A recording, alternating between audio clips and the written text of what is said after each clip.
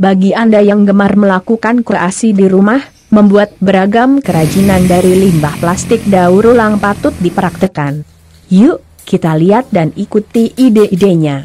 Sejak 15 tahun yang silam, seakan menjadi tahun yang penuh ujian bagi warga di Jalan Brantas Kecamatan Kademangan Kota Probolinggo.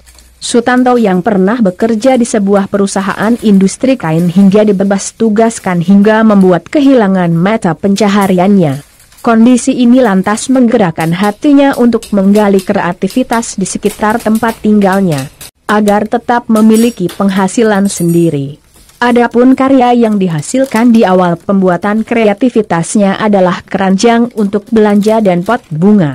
Selanjutnya, warga yang ada di Kecamatan Kademangan ini mulai mengembangkan kreasi lainnya seperti keranjang sampah, keranjang piknik, keranjang buat belanja hingga gazebo. Usaha dan semangat Sutanto untuk mengembangkan kreativitasnya dalam meningkatkan penghasilan terrealisasikan melalui program kemitraan yang ia jalankan bersama tempat ia bekerja dahulu. Tali strapping bekas limbah kapas yang selama ini digunakan sebagai bahan dasar, didapatkan dari PT Eratex. Tidak hanya itu, Sutanto sekarang juga memberikan pelatihan, pendampingan bagi kelompok yang ia bina. Pria Parubaya ini mengakui, jika hasil kreativitasnya dijual di wilayah kota dan Kabupaten Probolinggo. Ide seperti ini dari mana ini? Awalnya sih ini bahannya awalnya dari Eratex ya sini. Nggak punya ide membuat ini membuat ya? Ini itu ya memang dari awal memang karena keterpaksaan ya setelah Eratex tutup waktu itu.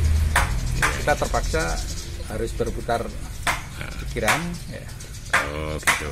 Apalagi di tengah pandemi seperti ini Pak ya. Ini kan masih bertahan ini Pak. Resepnya apa ini kira-kira ini Pak? Resepnya ya harus banyak-banyak berinovasi dan beramal ya. Hingga saat ini karyawannya berapa Pak? Sampai hari ini 8 orang. Masih 8 ya. 8 orang. Terus hasil karya ini seperti gazebo, tas maupun keranjang sampah itu, ini pemasarannya kemana saja ini? Hampir merata ya. Terutama di kota Probolinggo, hampir menyeluruh. Iya, terutama wilayah Jawa Timur ke timur ya. Oh gitu ya. Ada juga Sulawesi juga. Oh gitu, sampai luar Jawa iya, Pak? Ada, Kalimantan gitu. Aceh juga. Apa yang paling banyak sana dia pesan? Yang paling banyak memang tempat sampah ya. Ya, oh gitu ya. Terus ketahannya sendiri Pak? Berapa tahun Pak? Wah, sampai puluhan tahun. Puluhan tahun ya? Semuanya itu ya? Hampir semuanya ya. Namun kini pemasaran anyaman tali strapping meluas hingga luar Jawa seperti Kalimantan juga Sumatera dan sekitarnya. Bahkan di pameran berskala nasional, kreativitas tali strapping kerap dilibatkan.